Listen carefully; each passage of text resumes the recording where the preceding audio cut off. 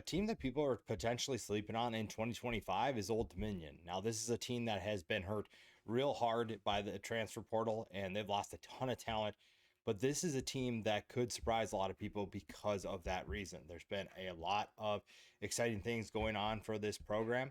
And when you look at what they have returning, it's easy to see why. We'll take a look at the top players coming back in 2025, as well as look at the schedule and see what we predict for this year. Like I said, Old Dominion is not going to get a ton of recognition. Ricky Ronnie does not get the credit he deserves for what he does with this team. Now, they go 5-7 last year, so you're thinking, well, what does he deserve credit for? If you look at what they lost coming into 2024, the fact that they went 5-7, nearly made a bowl game, speaks a lot to this coaching staff and what they've been able to do, the whole roster and what they've been able to do in terms of winning football games. And this year's no exception. The nice thing, though, is that Colton Joseph comes back at quarterback, and he is someone that if you don't know his name by now, you will by the end of the year. This is a guy who has tremendous talent both as a passer and as a runner. You'd obviously want to see him take a little bit of a step as a passer, but threw for over 1,600 yards, nearly completed 60% of his passes, threw 11 touchdowns, just 5 interceptions. He also ran for 647 yards and 11 more scores. Old Dominion was really good at running the football. They finished 14th, and that's been something that Ricky Ronnie's offenses have done really well. And this is a team that's going to do that again with Colton Joseph leading the way. He is a really good quarterback for this offense, and they do have to find some players at the running back positions, the wide receiver positions, but the quarterback position is locked down.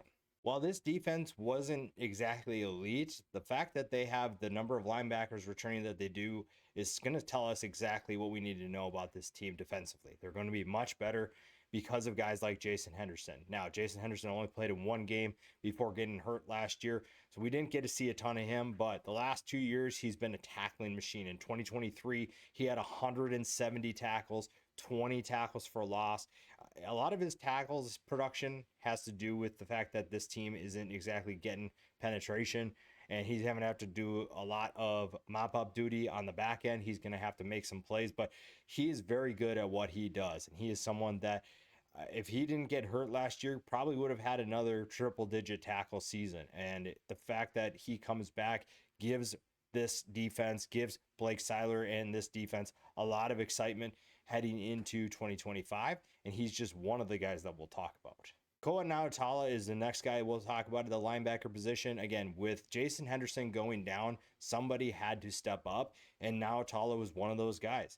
88 tackles last year, 5 tackles for loss, almost assumed the role of mop-up duty for Jason Henderson. He comes back, second team All Sun Belt last year. And again, this defense wasn't exactly elite statistically, but there was definitely room for improvement, but also room for excitement heading into 2025. Their success rate was 41st in the country at 39.2%. So there is some good coming back for this defense. There is plenty to be excited about if you're looking at this team defensively. And again, when you're talking about a team that could surprise people, Old Dominion has the pieces to make that happen. Up front, they did lose quite a bit to the transfer portal. That definitely hurt. Losing a guy like Denzel Lowry was always going to be a tough player to replace, but Chris Trinidad coming back makes things a little bit less painful. A third team All Sun Belt selection, had a pretty decent year in terms of Old Dominion and what they're looking to do defensively.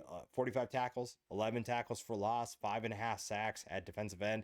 He's a really fun player up front for this team. Now, they do have to find 2 replacements for the guys next to him, but he brings back a ton of experience. He brings back a really good example of what the defense is looking for, what they're looking for in a defensive end, the certain attributes that you want, and he's a disruptive force that can make life easier for the guys behind him. Going back to the linebacker position, we're going to talk about a lot of them. Mario Thompson is another linebacker, and it's easy to see why they use multiple 3, maybe even sometimes they'll use 4 linebacker sets this year. That'll be really interesting to watch.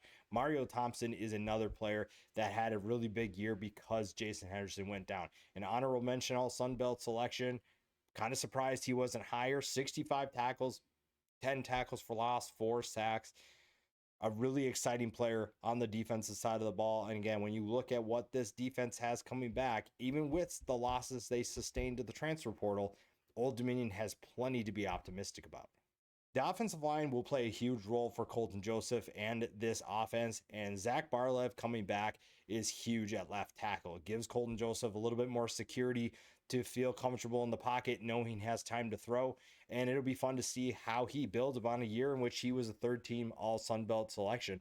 Has 37 games of experience, but he got his first starting experience last year, started all 12 games for Old Dominion, and he is going to be a big reason why this offensive line has success this year. Our final linebacker that we'll talk about today is Jaleel Culbreth, another guy who I'm surprised didn't get more recognition. But again, it's kind of hard when you have so many linebackers on your team, but also within the Sun Belt. 62 tackles, 8 tackles for loss, only a half a sack. So maybe that's what did it in. Maybe if he had a few more sacks, he would have been an all-conference selection. But that's a really exciting group to have back for Ricky Ronnie and his defense. If this defense can take a step forward statistically, they are going to be a really fun team. I keep saying that, and it's going to be the truth. They have the pieces, even with what they lost. They have a good core coming back, and that could be enough for them to make a run.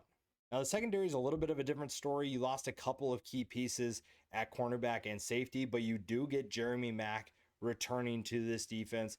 A little bit on the undersized for 5'10", 190 pounds, but a guy who knows what to do when he's given the opportunity. 22 tackles, 4 tackles for loss, 3 sacks. Didn't pick off any passes last year, but I assume he'll get more of those opportunities. A guy that they could potentially move all over the field and see what happens.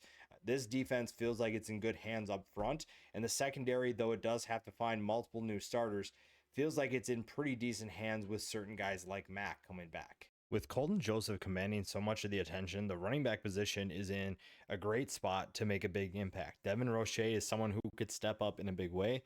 Doesn't have the biggest size at 5'7", 166 pounds, but this is a guy that can definitely get the job done. Again, somebody has to step up.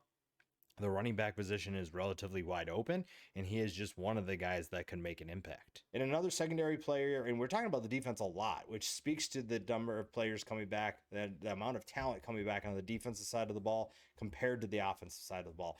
Mario Easterly is another safety that could have a really big year. And he had pretty good stats from last year, 43 tackles, 2 passes defended. A guy who has pretty good size at 6 feet, 189 pounds.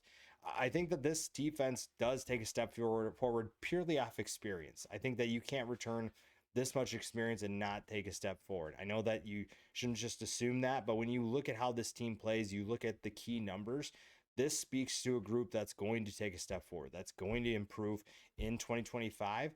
And if they can do that, that takes a lot of pressure off the offense, first of all, but also it just makes this team better and makes them a really exciting team, a team full of potential heading into this season. Next, we'll take a look at the schedule. And the schedule is a very interesting setup because this is a team that right now does not have an over-under set. I set it at 6. I'm not really sure if that's what it's going to end up.